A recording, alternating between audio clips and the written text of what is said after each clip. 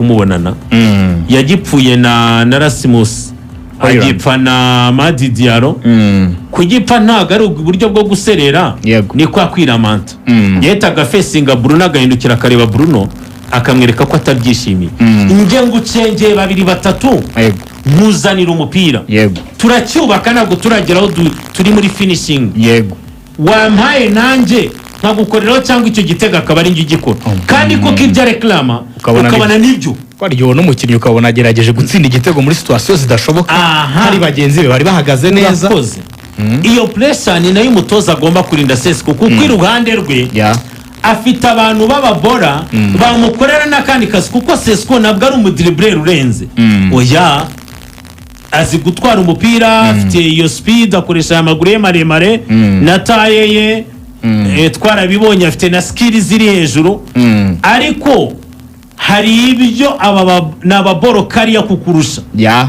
uwitwa Mbeumo ndetse na Mateus Kunya reka ubwo bumenyi bafite babugusangize babukoreshe bagufasha kuba mwiza ni nacyo kintu ubundi yiringira uwitwa Robina muri trio ya batatu abakinisha uribuka Pedro Goncalves Pote sibye imvune sezitaje imvune akora amasite 10 ibitego ni 10 nabyo yabigushakira nojya kuri Francesco Trincao na rwari rw'ibitego 16 muri sezo siho bakuri zikora za Portugal ya kuri Jokles urari rw'ibitego hafi 40 iyo kombinezo yabo batatu ayishakamo byibuze reka mbyite bike ibitego 50 nicyo cyagiraga mwiza witwa Robina muri ikipe nziza Sporting bikanabaha bya bikombe urumva ikintu kirimo ya collectivity urumva kirimo ya kwa gusangira byose bikazamo na finishing ariko kugiye cyanyacyo hari kenshi twabanaga Trincao yisanze muri box ati gute Trincao yisanze box mu byukuri urumva ari umukinnyi umuwinga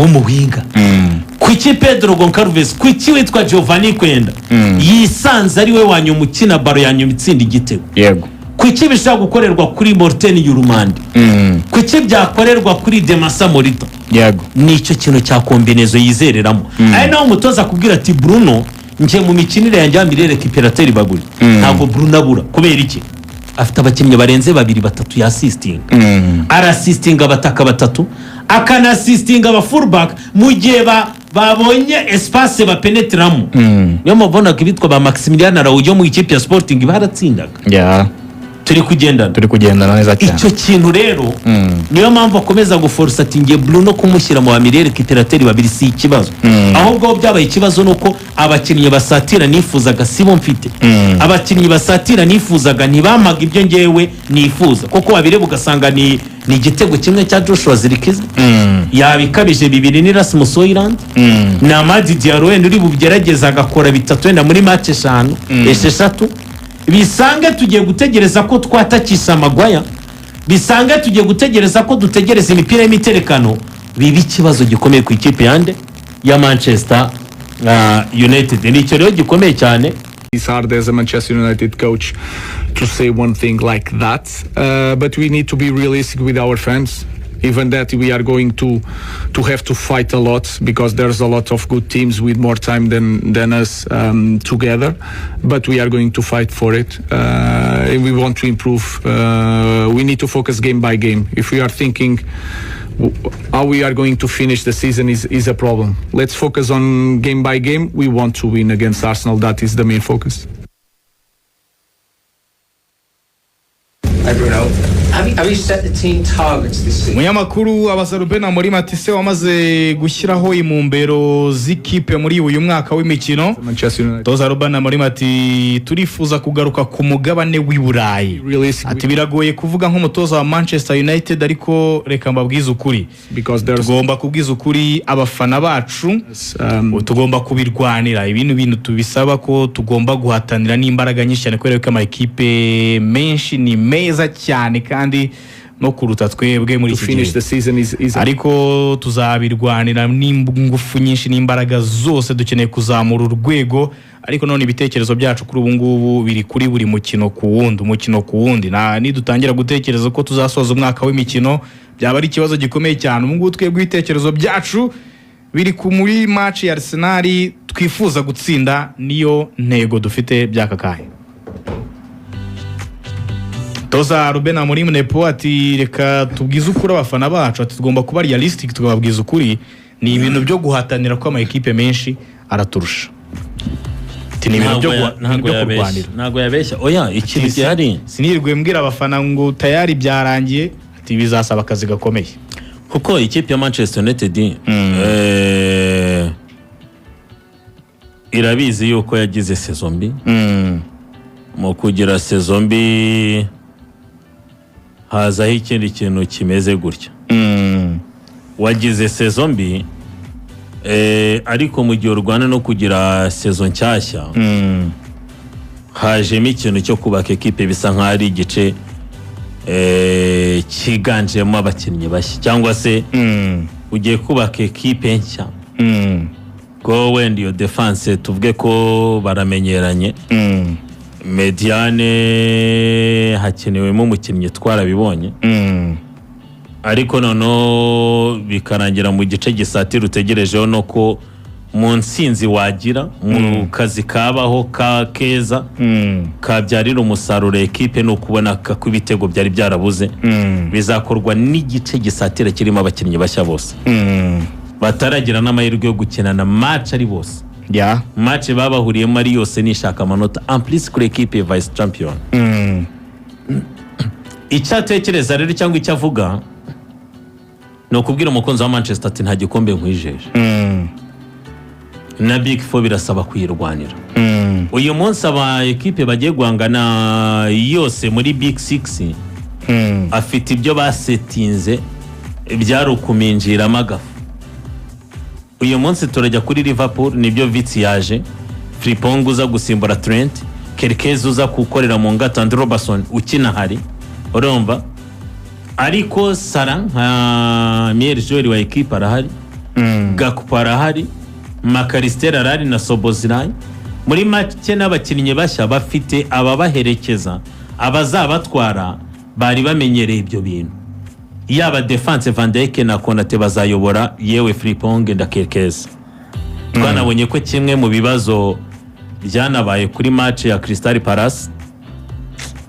offside trap ya Liverpool, cyane cyane kuri animation ya Virgil van Dijk ntago abakinnyi barayimenyera. Wabonye ko bisanze Milos Kerkez yagumyemo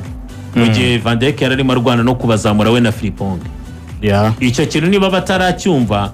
nakantu umutoza kwibutsa mu myitozo ye Milos Kerkez, nibyo uri kuri pressure yo kurwana no gukina ngo byara umusaruro, urimo radefanda nibyo, ariko cungana na n'umuyobozi wawe. Ariko urumva byuze ko afite umukomanda jya muri mediane. Vitz ahagaze hagati y'ababiri bamenyereye, niba atari Sobozlai na Makarista, ni Makarista na Ryan Gravenberch turi kugendana. Ubwo tikagaragiwe n'abakinnyi babiri basanzwe bazi ibyo bintu babibamo, Ekitike ndetse nako Sara ndetse na Gakpo. Urajya kuri Man City, yego urasanga igice cya defense, igice cya mediane Marimushi wasanzwe ahamenyereye yamaze gufatishanya na Haaland. Icyo bisaba witwa Ryan Sherkin konsinye z'umutoza no kukomeza kukumenyereza uburyo abo bakinnyi wahagaze mu mugongo bakina. Wageze amahirwe abanye nabo mu gikombe cy'isi cy'amaklub, byuze ni stage wahakoreye. Uri kumva uburyo bitandukanye. Urajya ku ikipe ya Arsenal, icyo twabonaga ibona ni rutayizamu. We nanundi wazamo kuko bakeneye umukreateur birenze uhari, ariko urumva ko ku kigero cya 95% ekipe ni yayindi. Byaro ukwishyiramo nyine abakinnyi squad player bashobora gufasha ekipe nono ibirenze ibyo iri kubona cyangwa ibyo yatanga gasore. Turajya ku ikipe ya Chelsea. Chelsea twayibonye igisubizo cyangwa igisobanuro cyuko ari ekipe imaze kubihari kandi zaza ifite n'ikiherekeje, ni Champions w'isi. Ntabwo wagera kuri birabigwe ekipe utayifite iri compact yuzuye. Na cya gice cya defense Chelsea cyayitezaga ibibazo, hari uburyo umutoza yaramaze kugenda ashyiramo balance. Mediane yanjye na attaque byantwaza bite defense icumbagira.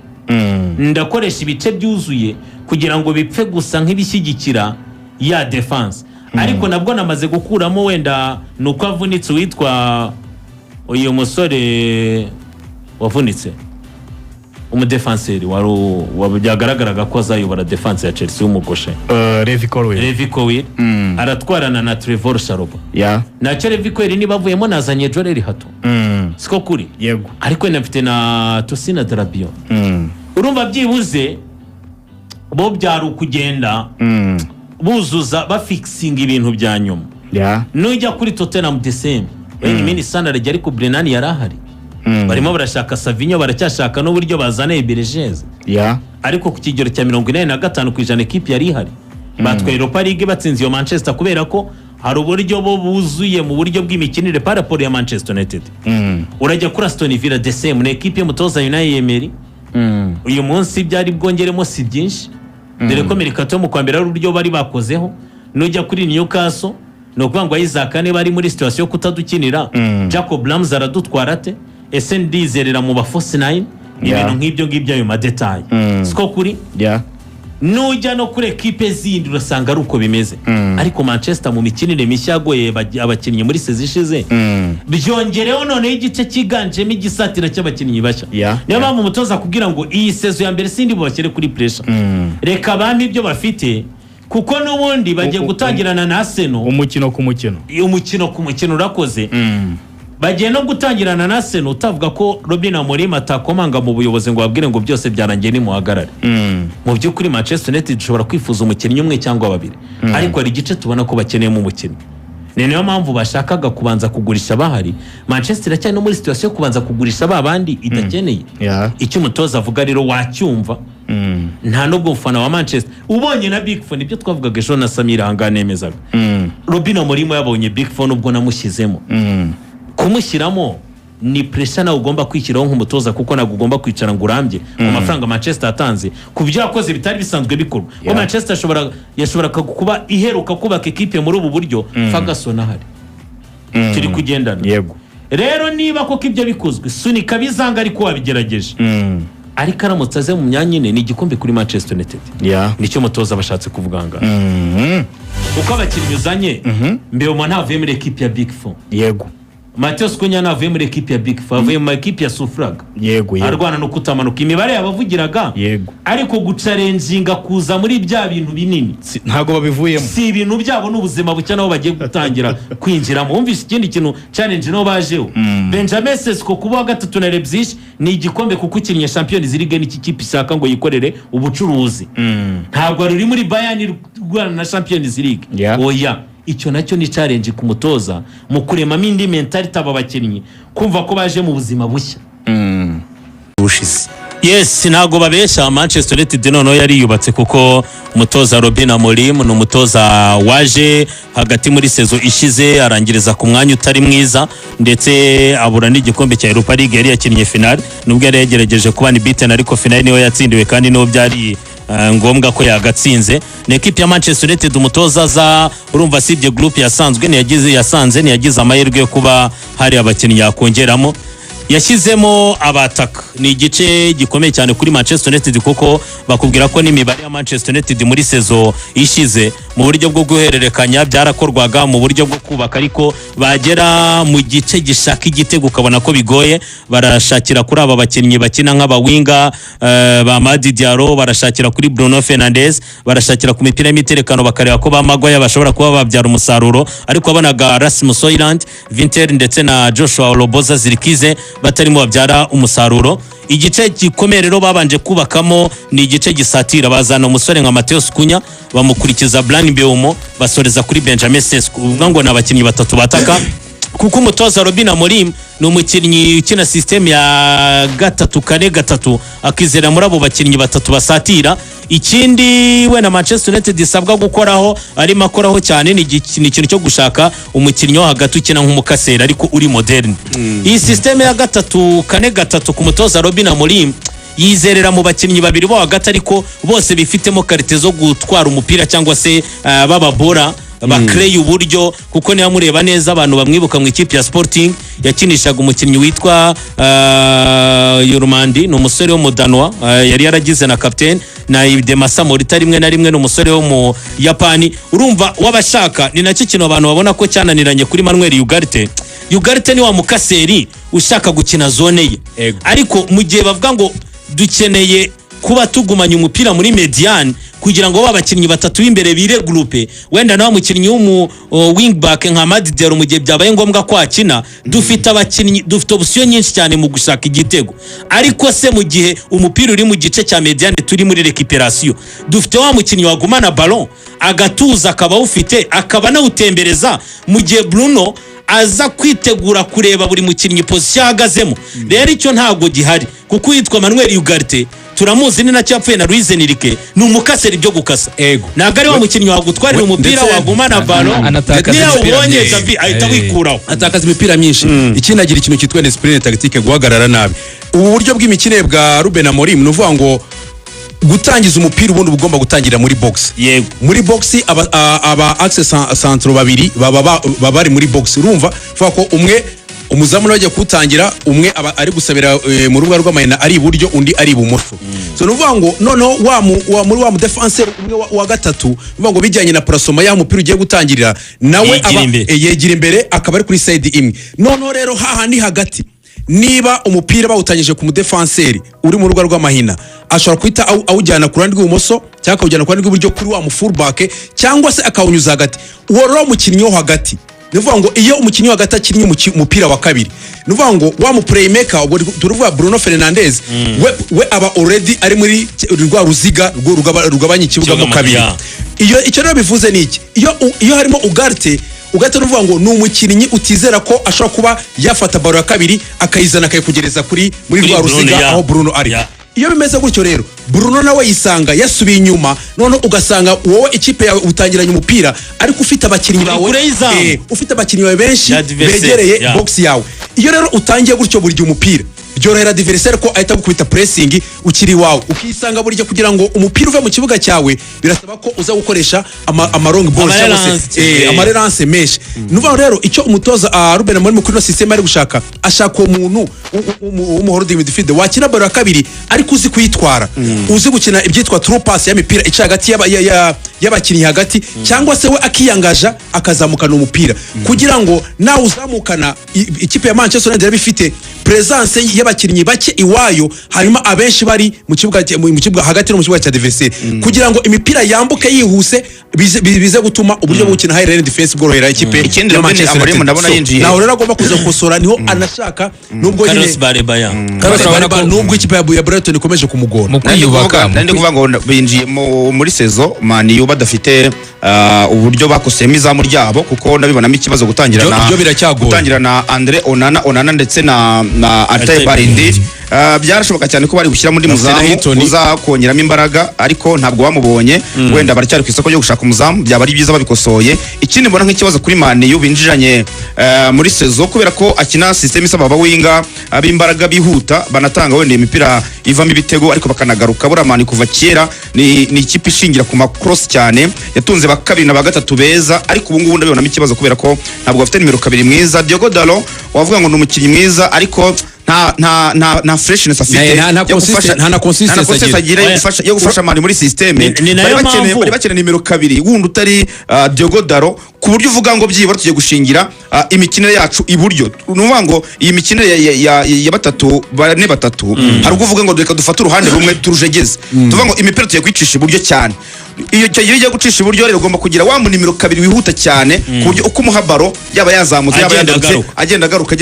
ariko Diogo Dalot ntabwo afite ubwo bushobozi ni nacyo kintu umutoza ari kwizereramo kera kiri muri Sporting ni nacyo kintu yanapfuye n'uyu mwana Giovanni Kwenda ariko umukinnyi ntiyari yarigeze ayimwereka ko byamubabaje yayimweretse mu gihe cyo kumushaka ku isoko ubundi arakubwira ati umukinnyi baba fullback babiri biba byiza ngizemo umukinnyi do character w'umuwinga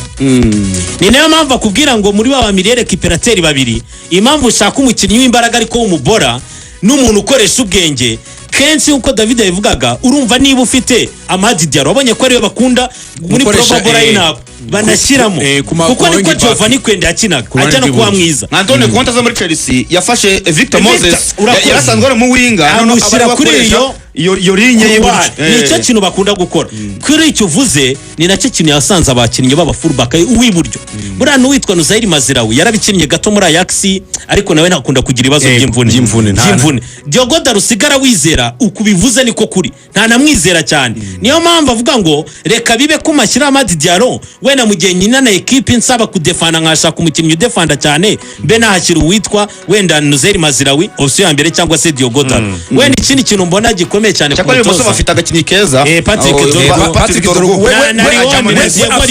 we afitinga muri filozofi z'umutoza Ruben Amorim yaba uburyo bwo kudefanda yaba mu buryo kuzamuka yaba gukora amakuvertire ubona ko azamuka nyine n'ubundi Manchester mu kwiyubaka isa nkaho yubatse 60% kuko urebye ku kibitego 44 batsinze